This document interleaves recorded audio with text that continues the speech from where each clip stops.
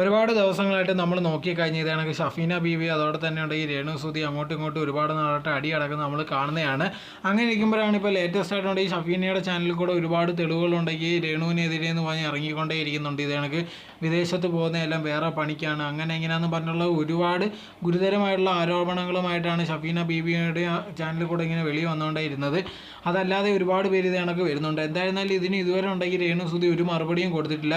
സാധാരണ രീതിയിൽ തന്നെ ഉണ്ടെങ്കിൽ രേണുവിനെതിരെ ആരെങ്കിലും എന്തെങ്കിലും പറഞ്ഞ ഉടനെ ചാടി കയറി വന്നിട്ട് അതിന് മറുപടിയായിട്ട് വരുന്നതാണ്. പക്ഷേ ഇത്രയും ഗുരുതരമായിട്ടുള്ള ഓരോരോ ആരോപണങ്ങളുമായിട്ട് ആൾക്കാർ വന്നിട്ട് പോലും ഉണ്ടെങ്കിൽ രേണു അതിനെപ്പറ്റിയുള്ള ഒരു കാര്യവും പറയുന്നില്ല.